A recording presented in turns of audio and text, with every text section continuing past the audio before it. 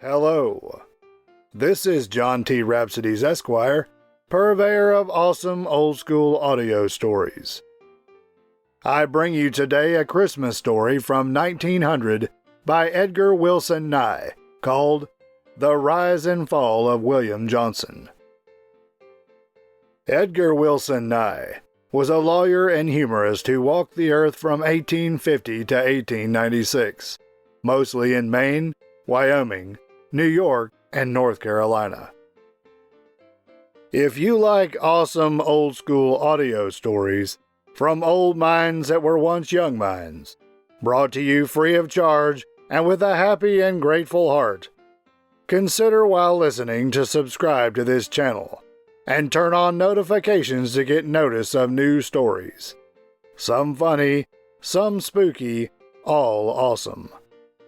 These simple acts will help this channel immensely. And now, hear the words of old. The Rise and Fall of William Johnson, A Christmas Story. From 1900 by Edgar Wilson Nye. It has always been one of my pet notions that on Christmas Day we ought not to remember only those who may be related to us, and those who are prosperous, but that we should, while remembering them, forget not the unfortunate who are dead to all the world but themselves, and who suffer in prison walls, not alone for their own crimes perhaps, but for the crimes of their parents and their grandparents before them. Few of the prosperous and happy pause today to think of the convict whose days are all alike and whose nights are filled with bitterness. At the risk of being dull and prosy, I'm going to tell a story that is not especially humorous or pathetic, but merely true. Every Christmas I try to tell a true story. I do not want the day to go by without some sort of recognition by which to distinguish it from other days, and so I celebrate it in that way.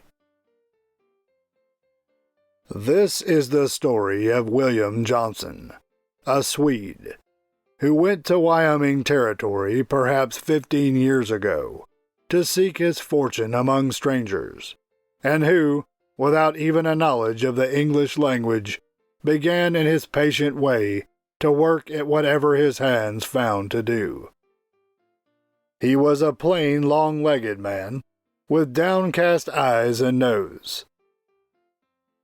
There was some surprise expressed all around when William was charged one day by Jake Fine with feloniously taking, stealing, carrying away, and driving away one team of horses, the property of the affiant, and of the value of $200, contrary to the statutes in such case made and provided, and against the peace and dignity of the territory of Wyoming. Everybody laughed at the idea of Jake Fine owning a team worth $200, and, as he was also a chronic litigator, it was generally conceded that William Johnson would be discharged. But his misfortune seemed to swoop down on him from the very first moment. At the preliminary examination, Johnson acted like a man who was dazed. He couldn't talk or understand English very well. He failed to get a lawyer. He pleaded guilty, not knowing what it meant, and was permitted to take it back.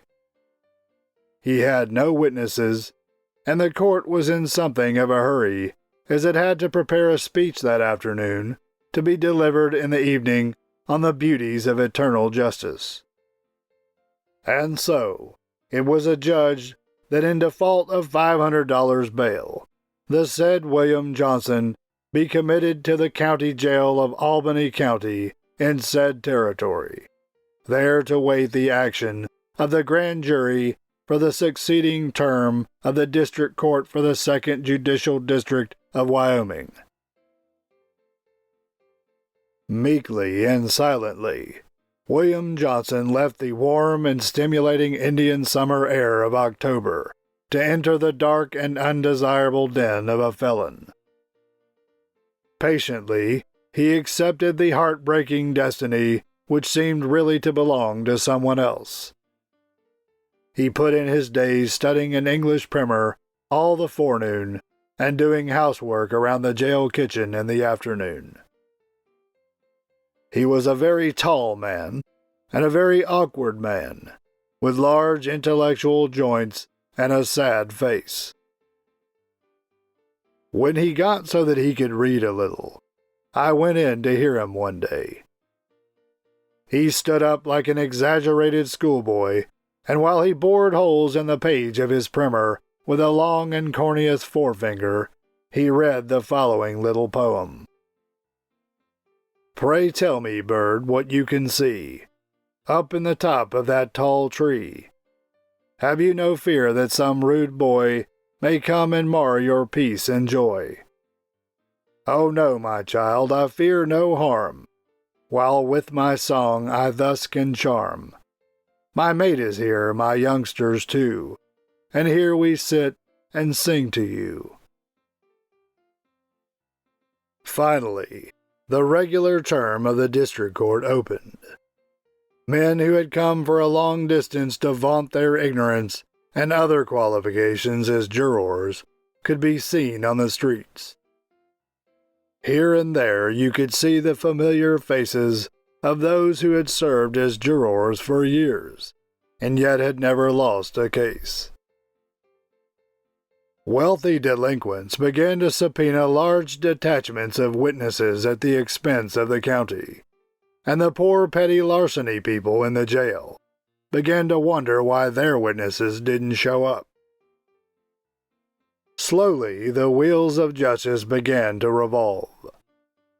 Ever and anon could be heard the strident notes which came from the room where the counsel for the defense was filing his objections, while now and then the ear was startled with the low quash of the indictment. Finally, the case of the territory against William Johnson was called. Mr. Johnson, asked Judge Blair, have you counsel? The defendant said he had not. Are you able to employ counsel? He evidently wasn't able to employ counsel 20 minutes, even if it could be had at $1 a day. Do you wish to have the court appoint counsel for you? Johnson saw no other way, so he said yes.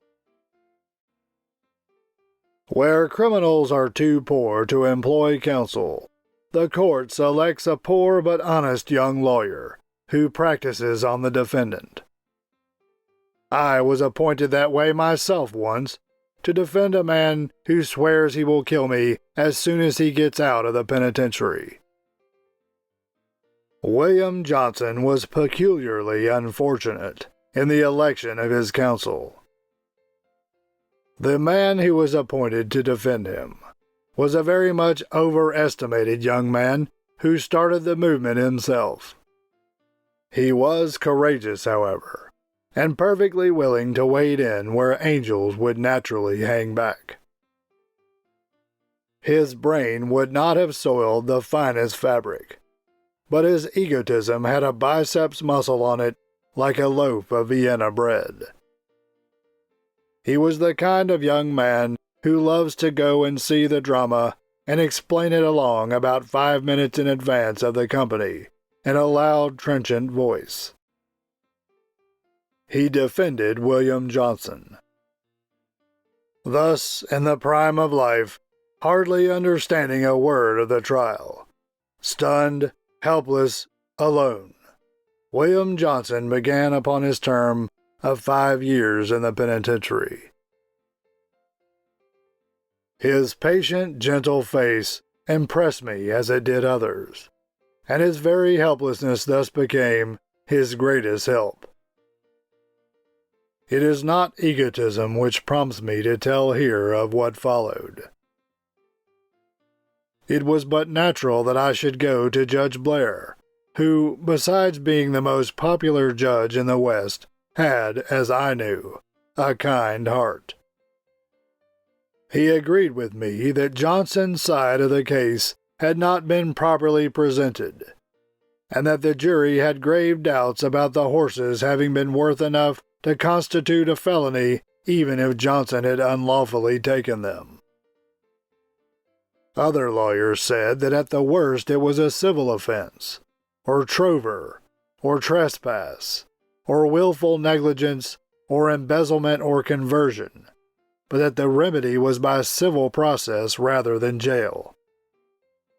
One lawyer said it was an outrage, and Charlie Bramall said that if Johnson would put up $50, he would agree to jerk him out of the jug on a writ of habeas corpus before dinner.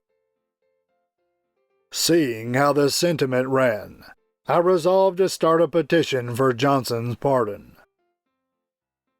I got the signatures of the court officers, the jury, and the leading men of business in the country. Just as I was about to take it to Governor Thayer, there was an incident at the penitentiary. William Johnson had won the hearts of the warden and the guards to such an extent that he was sent out one afternoon to assist one of the guards in overseeing the labor of a squad working in a stone quarry nearby. Taking advantage of a time when the guard was a few hundred feet away, the other convicts knocked Johnson down and tried to get away.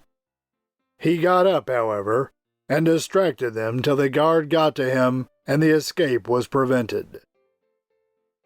Johnson waited till all was secure again, and then fainted from loss of blood occasioned by a scalp wound over which he had a long fight afterward with erysipelas.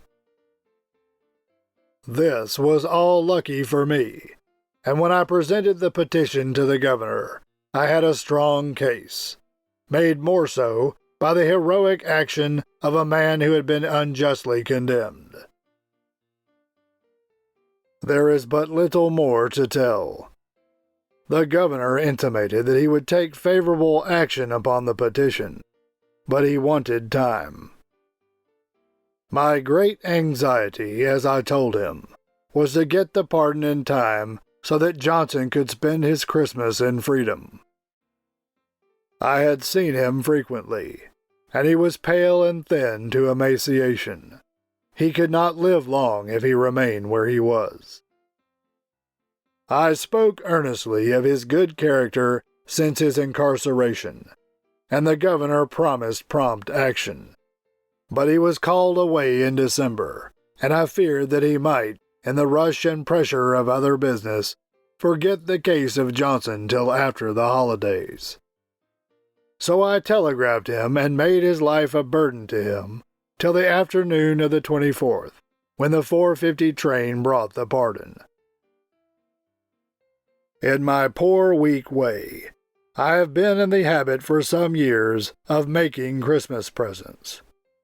But nothing that could be bought with money ever made me a happier donor or donee than the simple act of giving to William Johnson 4 years of freedom which he did not look for. I went away to spend my own Christmas, but not till I had given Johnson a few dollars to help him get another start, and had made him promise to write me how he got along. And so, that to me was a memorable and joyous Christmas, for I had made myself happy by making others happy. Sincerely, Bill Nye. Postscript. Perhaps I ought not to close this account so abruptly as I have done, for the reader will naturally ask whether Johnson ever wrote me, as he said he would. I only received one letter from him, and that I found when I got back, a few days after Christmas. It was quite characteristic, and read as follows. Laramie, the 25th December. Friend Nye. When you get this letter, I will be in another territory where the wicked cease from troubling and the weary air at rest. Excuse my poor writing. I refer above to the territory of Utah, where I will begin life anew and all will be forgot. I hope God will reward you in case I should not be able to do so. You have been a good friend of me, and so I am sure you will enjoy to hear of my success. I hope the sleuth hounds of justice will not try to follow me, for it will be worse than useless, as I have a damn sight better team of horses than I had before. It is the sheriff's team which I have got, and his name is Dennis. Tell the governor to pardon me if I have seemed rude. I shall go to some new place where I will not be looked upon with suspicion. Wishing you a Merry Christmas, Happy New Year, and April Fool. I will close from your true friend, Bill Johnson. And that concludes Edgar Wilson Nye's 1900 story called The Rise and Fall of William Johnson. This is John T. Rhapsodies Esquire, purveyor of awesome old-school audio stories. Thank you for listening. You can hear more stories like this in the channel's playlists. Find them by staying tuned for the last 20 seconds of this video and clicking on the end screen icons. You can also go to the channel homepage and click on the playlist tab. If you enjoyed this story and would like to hear more, please help me earn the warm embrace of Mr. and Mrs. YouTubes who look with loving favor upon those channels whose listeners faithfully. Download the YouTube app, create an account, subscribe to this channel, like, comment, click the notification bell, and share the videos with their friends so that they too can hear the words of old.